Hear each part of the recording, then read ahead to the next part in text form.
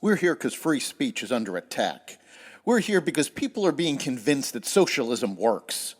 We're here because people are being judged guilty until proven innocent. We are fighting back with facts. This is not a safe zone, so buckle up, Buttercup. This is the raw, naked truth.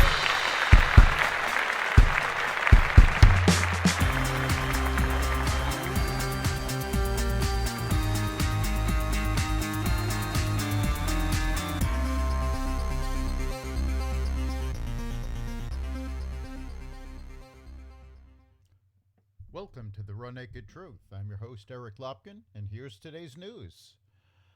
Go woke and go broke. Netflix stands up to woke employees. In light of internal dissension triggered by productions like David Chappelle's controversial stand-up special, Netflix has issued a memo to its disgruntled staffers, underscoring that the streaming behemoth values the, quote, artistic expression of its content creators over each employee's personal thoughts, beliefs, and lifestyles. As employees, we support the principle that Netflix offers a diversity of stories, even if we find some titles counter to our own personal values, read the memo. Depending on your role, you may need to work on titles you perceive to be harmful, the communique continued. If you'd find it hard to support our content breadth, Netflix may not be the best place for you. The memo follows a backlash against businesses pushing a woke agenda.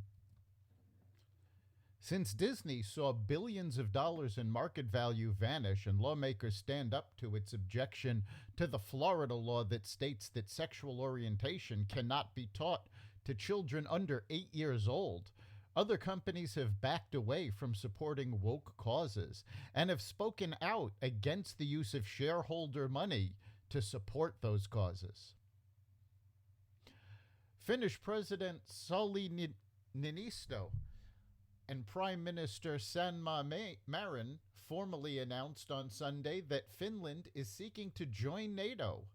Parliament will vote to ratify the membership proposal on Monday and could submit a formal application the following day. Since Russia invaded Ukraine in February, support for NATO membership in Finland has tripled to around 75%. Swedish Prime Minister Magdalena Andersson announced on Sunday that her party, the Social Democrats, had decided that Sweden should join NATO.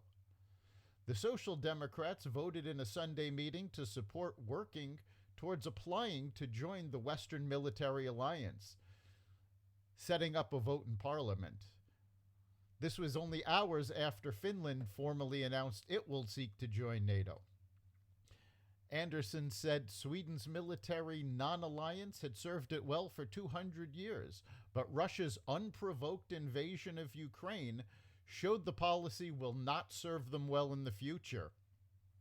The invasion demonstrated that the Kremlin is prepared to use violence to achieve their political objectives, and that they don't hesitate to take enormous risks, Andersson said.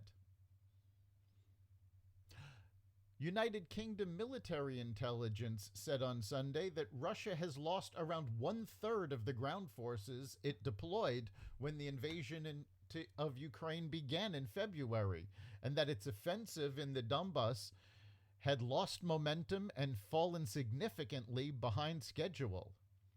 After driving Russian troops back from Kharkiv, Ukraine's second largest city, Ukrainian forces launched another counteroffensive near Russian-held Izium, around 75 miles southeast of Kharkiv. Russian forces, meanwhile, made some advances in the Donbas, but continue to suffer from low morale and reduced combat effectiveness, according to UK intelligence. Elon Musk said that Twitter has accused him of violating a non-disclosure agreement after he revealed the process Twitter uses to calculate the percentage of bot accounts on the platform. Twitter Legal just called to complain that I violated their NDA by revealing the bot check sample size is 100. This actually happened, Musk tweeted. On Friday, Musk had announced that his planned purchase of Twitter was temporarily on hold, pending details supporting Twitter's claim that bot accounts represent less than 5% of users on the platform. Musk suggested Sunday that the number could be as high as 90% of daily active users. Finally, Goldman Sachs senior chairman Lloyd Blankfein warned that the United States faces a very, very high risk of recession. If I were running a big company, I would be very prepared for it, Blankfein said on CBS's Face the Nation. If I was a consumer, I'd be prepared for it. Blankfein said the Federal Reserve still has very powerful tools available to cool down the economy and contain inflation without cutting off growth completely. So a recession isn't, quote, baked in the cake. The comments came as the investment bank's economists cut their growth forecast for 2022 to 2.4%, down from 2.6%, and their 2023 estimate to 1.6% from 2.2%. That's the Raw Naked Truth.